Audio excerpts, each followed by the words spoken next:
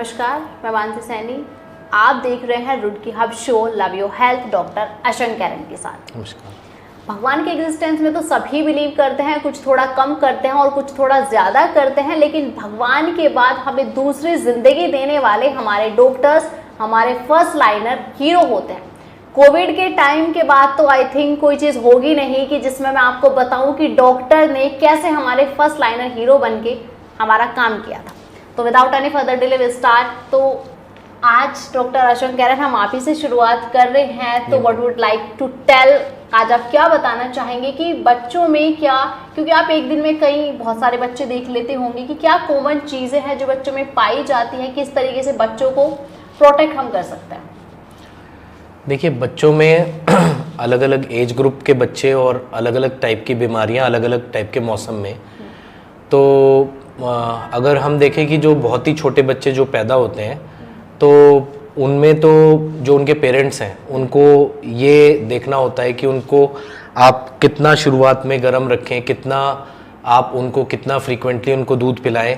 बहुत सारे हमारे समाज में थोड़ी सी ऐसी चीज़ें जो बहुत समय से चली आ रही हैं कि बच्चे को पैदा होते ही एकदम वो चीनी का पानी पिलाया जाता है, शहद पिलाया जाता है। तो एज अ कस्टम थोड़ा बहुत चटाने के अलावा फिर भी लंबे टाइम तक लोग देते रहते हैं, तो उससे कई बार बच्चों का ग्लूकोज लेवल जो है डाउन हो जाता है बढ़ने के बजाय। तो ये एक एग्जाम्पल दिया मैंने। इसी तरह की कई चीज़ें होती हैं कि जो महिला जिसने बच्चे को जन्म दिया है और इवन वो बच्चे को भी बहुत ज़्यादा लपेट के रखा जाता है, तो शुरुआत के 4 घंटे के बाद ऐसा नहीं करना चाहिए। तो कुछ ऐसी चीज़ें हैं, जैसे ये जो नया बच्चा पैदा हुआ है वो नाजुक होता है, तो उसको इस तरह का प्रोटेक्शन देने के लिए कुछ अलग चीज़ें होती हैं जो पेरेंट्स को ध्यान रखनी है, साफ़ सफाई और ये चीज़ें। ये आप समझिए कि 6 महीने से पहले बच्चे की मेन जो उसको बचाव होगा वो होगा ठंड से और साफ़ सफाई से। मेनली इन्फेक्शन हो जाता है 6 महीने से लेके, अगर आप देखें 2 साल तक के बच्चे, इनमें ज़्यादातर बच्चों को जो है दस्त या खांसी से ये पीड़ित रहते हैं जी। तो इसमें घर वालों को मेनली ये देखना होता है कि जो बच्चे हैं, क्योंकि अब उनकी टीथिंग होती है तो बच्चे चीज़ें मुंह में डालते हैं, तो उससे इन्फेक्शन होता है, दस्त होता है। तो वो कितनी बच्चे के आसपास साफ सफाई रख सकते हैं, बच्चे को दूध की बोतल से दूध ना पिलाएं, बच्चे को इस तरह के एनवायरनमेंट में रखें, हाथ बार बार धोएं, ये सारी चीज़ें ध्यान में रख सकते हैं। प्लस यही वो उम्र है अब जहाँ पे कि 5-6 साल तक बच्चे के सामने जो भी आता है वो उसको मुंह में डाल देता है। तो हमारे अपने घरों में, बहुत सारे घरों में बहुत सारी ऐसी चीज़ें होती हैं, एक छोटे से सिक्के से लेके एक कील से लेके कुछ भी जो बच्चा उस समय मुंह में डाले और डालने के बाद फिर उसकी सांस की नली में चला जाए। तो अगर ऐसा होता है तो इवन रुड़की जैसे शहर में भी उसको फिर अगर वो किसी डेंजरस जगह जाके लॉज हो जाए तो उसको निकालने के लिए सुविधा उपलब्ध ना हो और बच्चे की जान खतरे में आ जाए। तो इतनी छोटी छोटी चीज़ें जिनका कि पेरेंट्स को ध्यान रखना है। गर्मी का मौसम, सर्दी का मौसम, अलग अलग टाइप की बीमारियां होती हैं, खांसी हो गई और इसी तरह की और चीज़ें हो गई, तो उनसे बच्चे का बचाव करने के लिए ना सिर्फ बच्चे की इम्यूनिटी बढ़ानी, पेरेंट्स को ये देखना होगा कि मतलब उनकी इम्यूनिटी बढ़े, बल्कि ये भी पेरेंट्स को देखना होगा कि वो इन्फेक्शन से कैसे बचाव करें। इम्यूनिटी बढ़ाने के लिए सही उम्र पे सही खाना इंट्रोड्यूस करना, शुरू के 6 महीने सिर्फ माँ का दूध पिलाना जो सबसे ज़रूरी है। आधे से ज़्यादा बच्चे बीमारी इसलिए पड़ते हैं 6 महीने से पहले माँ का दूध नहीं मिलता। आपने सर अभी बात की है कि लेकिन कि माँ का दूध पिलाना बच्चे के लिए बहुत बड़ी बात होती है, जब मदर उसको अपना ही दूध फीड कराते हैं, लेकिन कुछ देखा जाता है कि जो मदर्स हैं यूजुअली वो अपना दूध फीड नहीं कराती हैं, वो कुछ भी रीजन रहे हो क्यों नहीं कराती। तो आप बताइए कि वो कितना ज़रूरी है और क्या हार्मफुल भी होता है कि जो मदर्स फीड नहीं कराती हैं, तो उसके लिए ज़रा बताइए। सबसे पहले तो ये आप समझ लीजिए कि मदर्स फीड कितना ज़रूरी है। आप ये समझिए कि पूरी ज़िंदगी उस मदर ने जितनी भी बीमारियां झेली हैं और उनमें उन बीमारियों के अगेंस्ट जो एंटीबॉडीज डेवलप, इवन अगर हम कोरोना की बात करें तो अभी कोरोना अगर उस मदर को हो चुका है तो उसमें एंटीबॉडीज आ चुकी हैं। तो अगर वो मदर अपने बच्चे को अपना फीड कराएगी तो वो एंटीबॉडीज उस बच्चे के अंदर जाके उसको प्रोटेक्ट करेगी। तो सिर्फ कोरोना ही नहीं, जितनी भी बीमारियां उस मदर ने झेली हैं वो सब एक तरह से प्रोटेक्शन दे रही है। जब तक वो दूध पिलाती रहेगी बच्चा बीमार ही नहीं पड़ेगा उसकी वजह से। तो दूध पिलाने से, माँ का दूध पिलाने से ना सिर्फ जो उसकी बच्चा है हेल्दी होगा, बल्कि उसके बच्चे को प्रोटेक्शन मिलेगा बीमारियों से। जबकि बॉटल से, चम्मच कटोरी से कितना भी कोई साफ सफाई रखे, कभी ना कभी वो गंदा जरूर हो जाता है। लेकिन अब ऐसा है जैसे रुड़की और आसपास के इलाकों में कुछ मसान नाम का कुछ एक चली हुई चीज़ है जो कि कोई एग्जिस्ट ही नहीं करती किसी भी पैथी में, ना एलोपैथी में, ना आयुर्वेद में, ना होम्योपैथी में, ना यूनान में। और लोग जो हैं उसके शक में जो है बच्चों को जो है दूध छोड़ देते हैं। कई बार मदर्स को ऐसा लगता है कि बहुत इजी है, घर के काम में लग जाऊंगी तो इस बच्चे को कब बीच बीच में आगे दूध पिलाती रहूंगी, बॉटल लगा के चली जाती हूँ। उससे क्या होता है, अल्टीमेटली बच्चे को दस्त लग जाते हैं और जो लेने का देना ही पड़ जाता है। तो ये दिस इज वेरी इंपॉर्टेंट, सबसे इजी है। बच्चे को कुछ नहीं करना, कोई दूध प्रिपेयर नहीं करना, कुछ नहीं करना, सीधे दूध से लगाना। तो 6 महीने तक तो बिल्कुल माँ का दूध ही मिलना चाहिए बच्चे को। और लोगों को ये भी शक है कि अगर माँ बीमार है, दुनिया में सिर्फ 3 बीमारियां हैं, HIV, hepatitis B, hepatitis C. अगर ये मदर को है वो अपना दूध ना पिलाए। बहुत सारी ऐसी बीमारियां हैं जिनमें कंट्रोवर्शियल है लेकिन स्ट्रेट अवे अगर है, और इनमें भी तो हमारा जो WHO है वो ये बोलता है कि अगर कोई फैमिली ऐसी है जो अफोर्ड नहीं कर सकती दूध, तो वो फिर भी माँ का दूध पिला दे, तो फिर भी इन 3 बीमारियों में भी ऐसा चांस नहीं है कि हो जाए बच्चे को, जरूरी नहीं है कि हो जाए। मतलब मदर्स फीड इतना इम्पोर्टेंट होता है बिल्कुल, बच्चे के लिए। बिल्कुल। एक क्वेश्चन और है कि सर जो इन्फेंट बेबी होते हैं आज के टाइम में देखा जा रहा है कि इतनी मतलब बड़ी बड़ी जो बीमारियां हैं जो आई थिंक 40 के अबव होनी चाहिए वो छोटे छोटे बच्चों में देखने को मिलती है। वो उनका एटमॉस्फेयर ऐसा होता है या कोई जीन प्रॉब्लम होती है, वो किस कारण से बच्चों में देखने को मिलती है? देखिए इसके मल्टीफैक्टोरियल कारण है, मतलब एक कारण नहीं है इसके, कुछ एक तो आप ये समझिए कि पुराने ज़माने में तो मतलब जब स्वास्थ्य व्यवस्था इतनी विकसित नहीं थी तो कई बार तो बीमारियां डायग्नोज ही नहीं हो पाती थी। तो जब डायग्नोज ही नहीं हो पाती थी तो फिर वो ऐसा हो जाता था कि वो बीमार था बहुत दिनों से तो नहीं पता चला, तो ये हो गया वो हो गया। अब हमने बीमारियां डायग्नोज करनी शुरू की हैं तो अब पता लगने शुरू हुआ है कि ये बीमारियां हैं। दूसरा, हाँ ये भी बात है कि तब से लेके अब तक थोड़ा चेंज तो आया ही है।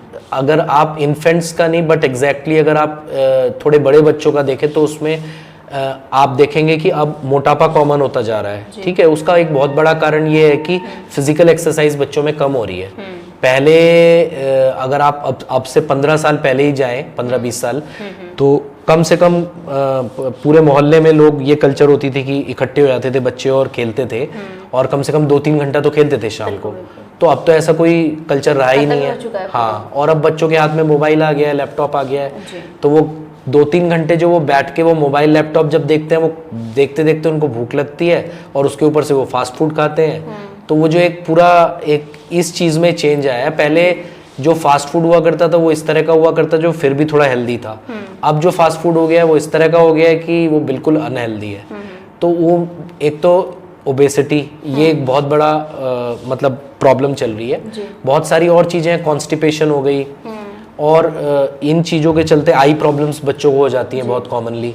और बच्चों को जो है बिकॉज वो बाहर नहीं निकलते हैं और एक पर्टिकुलर एनवायरनमेंट में ही रहते हैं, एसी चलता रहता है, और फिर बहुत सारे फैक्टर्स की वजह से अगर वेंटिलेशन ठीक ना हो उनके घरों का, अस्थमा भी बहुत कॉमनली बच्चों में आने लगा है। तो इम्यूनिटी बच्चों की कम होती जा रही है, सनलाइट नहीं मिल रहा है, विटामिन डी की कमी तो ऑलमोस्ट हर बच्चे में होती है, विटामिन डी की कमी। तो वो धूप में नहीं जा रहे हैं, धूप में नहीं निकल रहे हैं, एसी में ही बैठे हुए हैं। तो लाइफस्टाइल चेंजेस आने से मतलब बहुत सारी बीमारियां आई हैं, और कुछ बीमारियां जो हमें पहले पता ही नहीं थी, स्वास्थ्य व्यवस्था बेटर होने की वजह से आज की तारीख में पता लगनी शुरू हो गई है। तो इसलिए कुल मिला के वो चेंज आ रहा है, वो एक पूरा चेंज आ रहा है उसमें। क्योंकि देखा गया है कि पहले के टाइम में तो सर जैसे आपने भी अपने आंसर में बताया कि चीज़ें उतनी डेवलप नहीं थी, बच्चे नेचुरल तरीके से पल जाते थे। लेकिन आज के टाइम में तो बच्चे पूरे मेडिसिन और हॉस्पिटल के ऊपर ही डिपेंड है, क्योंकि हमारी संस्कृति भी चेंज हो चुकी है। तो हमारे दर्शकों को जो जरूरी नहीं है कि सर हर कोई अच्छा हॉस्पिटल अफोर्ड कर पाए, अच्छा डॉक्टर अफोर्ड कर पाए, तो थोड़ा बताइए कि जिस तरीके से जितना भी प्रोटेक्शन और प्रिवेंशन वो दे सके वो अपने घर पे दे सके अपने बच्चों को। नहीं, इसमें अफोर्ड करने से ज़्यादा ये, अगर मैं अफोर्ड कर भी सकता हूँ तो मैं अपने बच्चों को दवाई पे और हॉस्पिटल पे क्यों निर्भर रखूँ, या मैं क्यों चाहूँ कि मुझे हॉस्पिटल या दवाई देनी पड़े बच्चे को, मैं तो फिर भी नहीं चाहूँगा ना।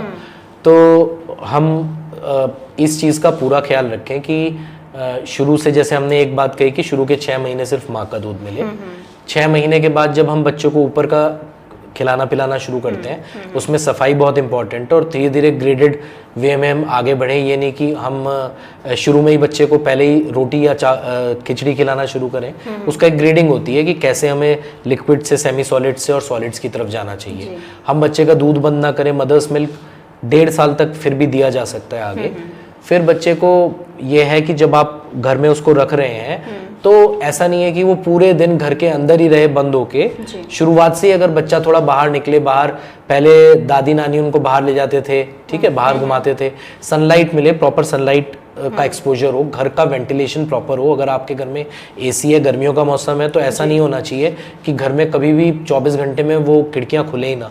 तो कम से कम शाम के टाइम या अर्ली मॉर्निंग में कभी तो ऐसा होना चाहिए कि घर की सारी खिड़कियां खुले, घर के अंदर धूप आए, बच्चे पे धूप पड़े। अगर बच्चा थोड़ी देर के लिए, जब हल्की धूप होती है, उसमें बाहर जाके खेल पाए तो वो बेस्ट है, ना सिर्फ छोटा बच्चा बल्कि बड़े बच्चे भी। लेकिन अगर वो ऐसा नहीं कर सकता, एटलीस्ट घर के अंदर तो धूप आए। एक टाइम तो ऐसा हो शाम के टाइम या रात के टाइम की जब वो खिड़कियां खुली हो और घर थोड़ा वेंटिलेट हो जाए। इसके अलावा फिर घर में हम कैसा खाते हैं, हम कैसा पीते हैं, हम कैसा अपने आप को रखते हैं, तो वही खाना बच्चे को मिलता है। तो हमारा जो लाइफस्टाइल है वही बच्चे का लाइफस्टाइल है, ठीक है। और अगर आप देखोगे तो वही हमारे कुत्ते का भी लाइफस्टाइल हो जाता है। तो हमारा कुत्ता भी वैसा ही हो जाएगा, हमारा बच्चा भी वैसा ही हो जाएगा। तो हम अपना खुद का ख्याल रखें। अगर हमें योगा की आदत है, हम रोज सुबह उठ के योगा करेंगे, तो हमारा बच्चा भी देख देख के नकल करेगा, वो भी करेगा। कुछ समय में वो भी योगा करने लगेगा। अगर हम ही सुबह उठ के टीवी चला के न्यूज़ के आगे बैठ के और कुछ भी खाते पीते रहते हैं देर रात तक, तो बच्चा भी ऐसा ही करेगा। तो वो काफ़ी कुछ हमारे ऊपर निर्भर करता है। उसके बाद फिर एक बहुत इंपॉर्टेंट चीज़ जो हमने अभी इसमें नहीं छेड़ी है वो है मेंटल हेल्थ। मेंटल हेल्थ भी बच्चों की बहुत इंपॉर्टेंट है, क्योंकि ये जो डेवलपिंग फेज होता है जो इसका इन्फेंसी का और थोड़े बड़े होने तक, तो सबकॉन्शियसली, चाहे बच्चा उस समय इतना इंटेलिजेंट ना हो, लेकिन उसके एनवायरनमेंट में जो घटित होता रहता है वो उसके दिमाग में उसके मेंटल हेल्थ को अफेक्ट करता है और वो उसकी पर्सनैलिटी को शेप करता है। तो अगर उसके घर में उसके घर वाले जो हैं थोड़ा माहौल को अच्छा रखेंगे, सौहार्दपूर्ण रखेंगे और ऐसा रहेगा, तो बच्चा भी थोड़ा सा इंटेलिजेंट या थोड़ा मतलब एक ऐसी पर्सनैलिटी डेवलप होगी जो आगे चल के मतलब कुछ अच्छा कर पाएगा। तो यही चीज़ें हैं जिनका हमें ख्याल रखना चाहिए। और हम ये सोच के लेके जो हम कर रहे हैं वही बच्चा, अगर हमें दौड़ने भागने की आदत है, शाम को हम भी खेलने जाते हैं, तो हमारे बच्चे को भी वही आदत आएगी। हमारे बच्चे भी तो अल्टीमेटली हमें ही देखते हैं। तो ये है वो चीज़ें। प्लस आजकल खासकर एडोलेसेंट्स के लिए या एक पर्टिकुलर एज के ऊपर अब ऐसा भी नहीं हम कर सकते हैं कि हम बिल्कुल ही बच्चे को मोबाइल से दूर रखें। तो आप ये समझिए कि 0 to 2 years तो कोई मोबाइल नहीं देना है बच्चे को। 2 साल से लेके 5 साल तक 1 घंटा आप दे सकते हैं। 5 साल के ऊपर 2 घंटा दें, उससे ज़्यादा ना दें। और वो मोबाइल से मतलब है screen time, mobile, TV, laptop सब मिलाकर। तो अगर ये हम ऐसा करें तो बहुत अच्छा है। और ख़ासकर बड़े बच्चों में हम ख्याल रखें कि मोबाइल पे हमारा चेक भी होना चाहिए। ऐसा भी नहीं हम कर सकते हम बिल्कुल ही मना कर दें, और ऐसा भी नहीं कर सकते कि हम उनको बिल्कुल उनके हाथ में देके और बिल्कुल खुला छोड़ दें, क्योंकि mobile has its own addictions. Mobile games हैं और फिर आजकल नेट जो है वो बहुत तरह की चीज़ें उसमें आती हैं जो एडोलेसेंट्स को हेल्थ को अफेक्ट कर सकती हैं।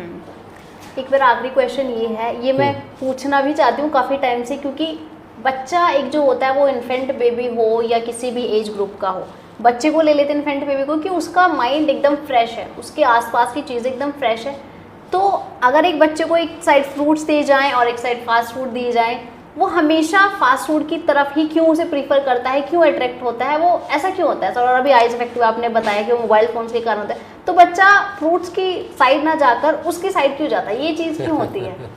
नहीं, वैसे ये तो टेस्ट के ऊपर भी डिपेंड करता है। अगर आप एक बहुत टेस्टी आम रखोगे तो बच्चा जो है फास्ट फूड से पहले शायद उस टेस्टी आम की तरफ ही जाए। ये तो है। लेकिन अभी अगर उस बच्चे को क्या मिल रहा है रेगुलरली, इस पे भी डिपेंड करता है ना। अगर उसके पेरेंट्स जो हैं उसको रेगुलरली फल ही दे रहे हैं तब तो वो फास्ट फूड की तरफ जाएगा। और अगर उसके पेरेंट्स जो है उसको सुबह शाम फास्ट फूड दे रहे हैं तो वो उसकी तरफ, आपका कहने का मतलब है वो चटपटी चीज की तरफ, टेस्टी चीज की तरफ जाएगा। क्योंकि जनरली जो फास्ट फूड है उसका मेक ही ऐसा है कि वो इस तरह का चटपटा और बहुत मतलब खाने में एकदम क्लिक करेगा बच्चे को। तो वो बच्चे की जो नेचर है ऑब्वियसली वो उसी तरफ जाएगा जो उसको चटपटी चीज या कोई। तो हम उन चीज़ों को भी इस तरह बना सकते हैं जो पुराने ज़माने के हमारे फास्ट फूड हुआ करते थे, तो हम उनको बना सकते हैं। पोहा होता है जैसे, और सांभर होता है, और आपका अगर आप उसमें बहुत ज़्यादा उसको फ्राई करके डोसा ना बनाए, उस टाइप की चीज़ें भी हम यूज़ कर सकते हैं बच्चों के लिए। बहुत बहुत सर धन्यवाद आपका कि आपने इतना टाइम दिया और हमारे दर्शकों को इतनी जो ज़रूरी इन्फॉर्मेशन है बच्चों के लिए बताई। जिस तरीके की 2-3 चीज़ें सर ने बताई कि मदर फीड कितना ज़रूरी होता है, बच्चों का एटमॉस्फेयर अपने आसपास ऐसा बनाए रखें कि जो बड़े हो गए बच्चों को वो उसके लिए फ़ायदेमंद रहे, कुछ भी ऐसी चीज़ें बच्चे को ना दे। मदर फीड एक सर ने सेंटर पॉइंट लिया है जो बहुत इंपॉर्टेंट है। धन्यवाद।